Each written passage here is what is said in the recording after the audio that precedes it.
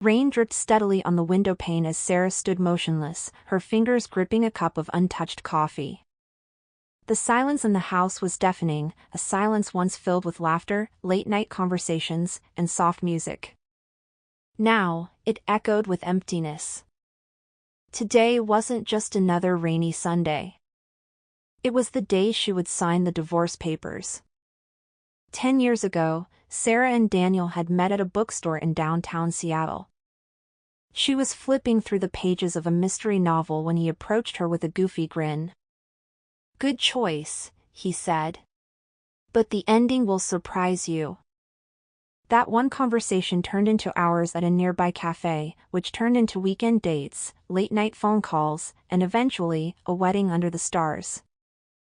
They were madly in love, two best friends who thought they'd grow old together. They bought a house, adopted a golden retriever named Leo, and started building a life. Sarah worked as a graphic designer from home, and Daniel was a high school history teacher. Everything felt like it was falling into place. Until it wasn't. The shift was subtle at first: missed dinners, short replies, phones turned face down. Daniel became quiet, distant. Sarah asked what was wrong, but he always said he was tired, stressed from work, or just not feeling like talking. Then came the arguments.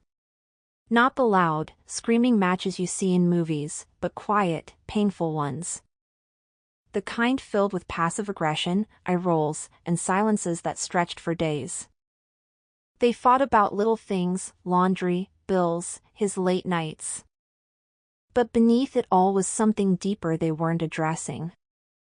One night, Sarah finally broke. "Are you seeing someone else?"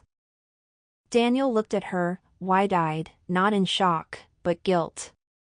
His silence was the answer she didn't want. It wasn't just one mistake. Daniel admitted that he had met someone 6 months ago. A woman named Camille.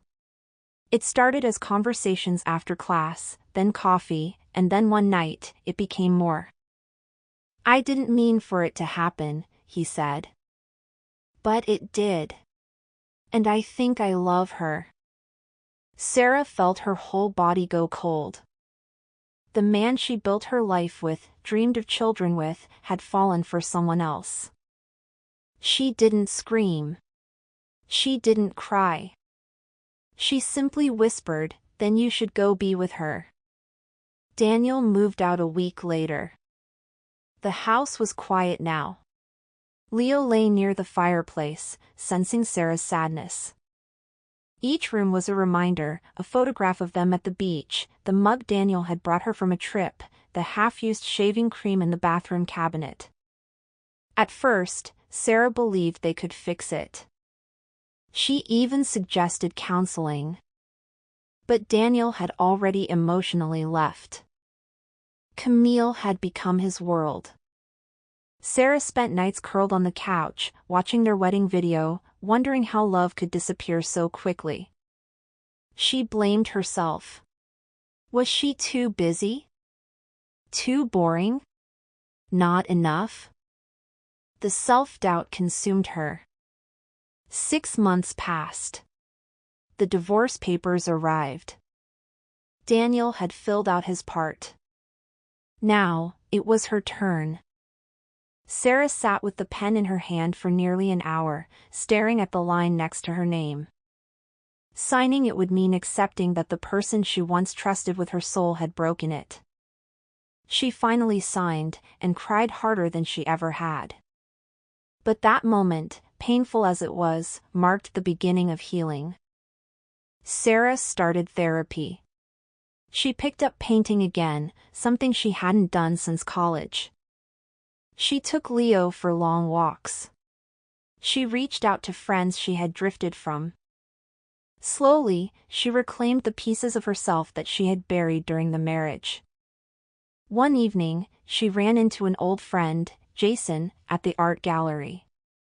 They talked for hours, not about romance, but about life, growth, and pain. For the first time in years, Sarah laughed without it feeling forced. She wasn't ready to love again. Not yet. But she was learning to love herself. A year after the divorce, Daniel called. He asked if they could meet for coffee, just to talk. Sarah hesitated but agreed. He looked older, tired. Camille had left him. I made the biggest mistake of my life, he confessed. You were always the one, Sarah. But she didn't feel what she expected. No anger. No joy. Just peace. You hurt me more than you'll ever know, she said gently. But I've moved on. Not to someone else, but to myself. Daniel's eyes welled up, but he nodded. They hugged. A final goodbye.